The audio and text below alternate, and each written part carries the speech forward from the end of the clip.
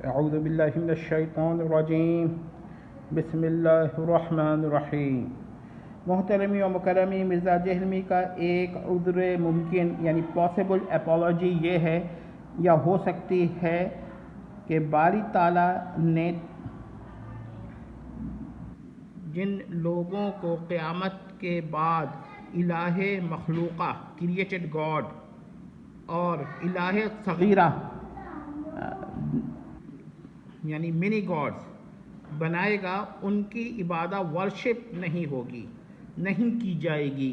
لیکن یہ عذر ایک مغالطہ یعنی فالیسی ہے۔ اس کے لیے چند اصول الاسلامیہ ملاحظہ کریں۔ 1 غیر اللہ کو مستحق العبادہ اعتقاد کرنا کفر اور شرک ہے، خواہ جس کو مستحق العبادہ اعتقاد کیا جائے اس کی عبادت کی جائے یا نہ کی جائے۔ یعنی یہ ممکن ہے کہ کسی کو مستحق العبادت اعتقاد کیا جائے مگر کبھی بھی اس کی عبادت نہ کی جائے۔ یہ دو باتیں پوائنٹ نوٹ کریں۔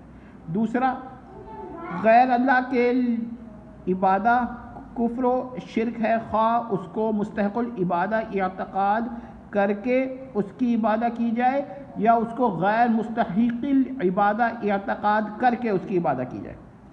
بہت ہی اہم پوائنٹ ہے، یہ غور کر لیں۔ تھرڈ یا تیسرا، غیر اللہ کا مستحق العبادہ ہونا محال، امپاسبل، اور محال کس درجے کا؟ محال عقلی یعنی ایبسولوٹلی امپاسبل۔ اور محال عقلی کس قسم کا؟ غیر مقدور یعنی کہ بیونڈ پاور۔ اور غیر مقدور کون سا؟ غیر مقدور الباری یعنی خدا بھی اس پر قادر نہیں مانا جاتا ہے، بیونڈ ڈیوائن پاور، خواہ ذاتی یعنی اسینشیل طور پر، خواہ عطائی بیسٹوڈ طور پر۔ یعنی نہ تو ذاتی طور پر یہ چیز ممکن ہے، یا یعنی ذاتی طور پر بھی محال عقلی ہے اور عطائی طور پہ بھی غیر اللہ کے لیے یہ چیز محال عقلی ہے۔ چوتھا یا فورتھ پوائنٹ، غیر اللہ کی عبادت ممکن عقلی، ایبسولوٹلی کانٹیجنٹ اور ممکن وقوعی یعنی اوکورینشیلی کانٹیجنٹ ہے۔ اب یہ پوائنٹس نوٹ کرتے رہیے گا۔ نکات 4 سے معلوم ہوا کہ غیر اللہ کا مستحق العبادہ ہونا محال عقلی ہے، خواہ ذاتی طور پر خواہ عطائی طور پر۔ لیکن غیر اللہ کی عبادت ممکن عقلی ہے، خواہ اس غیر اللہ کو مستحق العبادہ اعتقاد کر کے کیا جائے یا غیر مستحق العبادہ اعتقاد کر کے اس کی عبادت کی جائے۔ اب یہ سارے پوائنٹس آپ نے اگر سمجھ لیے، ہے مشکل یہ ٹاپک، لہٰذا آپ لوگ اس کو ذرا سمجھیں۔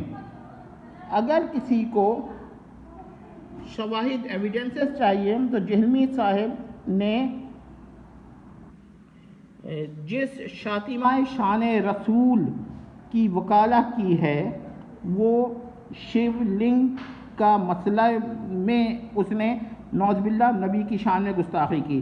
اب ہنود کا فرقہ سیکٹ شیو مت یا شیوزم، یہ شیوزم جو ہے یہ شیو کو مانتا ہے، کو ملاحظہ کریں ان کی اکثریت عظیمیہ شیو لنگ یعنی کہ شیو لنگ کی یا شیو لنگ کی عبادت کرتی ہے، لیکن وہ اس لنگ یا عضو تناسل کو مستحق العبادہ یعنی وردی آف بینگ ورشپ اعتقاد نہیں کرتی، بلکہ اس شیو لنگ کو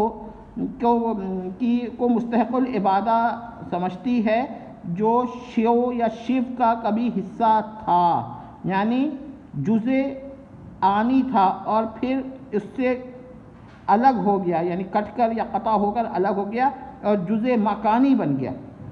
وہ اس مٹی کا پتھر کو جس کی وہ یا اس کلپچر یا مجسمے کو جو شیو لنگ کا بناتے ہیں اس میں اور اوریجنل لنگ میں یعنی اصلی لنگ میں فرق کرتے ہیں، ٹھیک ہے؟ تو اصلی اوریجنل لنگ آرگن اعتقاد نہیں کرتے جو کہ خود پتھر سے بناتے ہیں، اور نہ اس کو مستحق العبادہ اعتقاد کرتے ہیں۔ وہ اس لنگ کو مستحق इबादा मानते हैं जो उसका कभी जिस्म से हिस्सा था जिस्म का और उससे कट के अलग हुआ। तो मालूम हुआ कि इस लिंग को वो मुस्तहिक़ुल इबादा इत्क़ाद नहीं करते बल्कि गैर मुस्तहिक़िल इबादा इत्क़ाद करते हैं। लेकिन इसके बावजूद इस लिंग की जो वो बनाते हैं अब पत्थर से मिट्टी से इबादत करते हैं। क्यों करते हैं? क्योंकि ये उससे मंसूब हो गया है, इस्तिक़ाक़ुल इबादा पैदा नहीं हुआ, निस्बत की वजह से करते हैं। तो आपने अब ये सारी बातें देखी कि हमने इतनी देर में ये साबित करा है कि इबादत अगर किसी गैर अल्लाह का कोई शख्स कर रहा है तो ज़रूरी नहीं है कि उसको मुस्तहिक़ुल इबादा इत्क़ाद करके कर रहा हो सकता है गैर मुस्तहिक़िल इबादा इत्क़ाद करके कर रहा हो। आप पड़ोस मुल्क में जाएं, जितने हिंदू फ़िलासफ़र्स, स्कॉलर्स, पंडित हैं, उनसे बुतों के बारे में पूछें, वो ये तो शिवलिंग का मसला है, वो बुत के बारे में भी यही बात आपको बताएंगे। तो ये एक दफ़ा देख लें, ये बड़ी मेहनत से लिखा है और जो लोग मेहनत के बिल्कुल मुनकिर होंगे वो देख लें कि कितनी मेहनत से लिखा है। वो उन पर ये नफ्स तहरीरी दलील है कि मेहनत की है, कम से कम इल्मी तौर पे ना माने तो तहरीरी तौर पे तो वो मान ही लेंगे। ठीक है, वस्सलाम।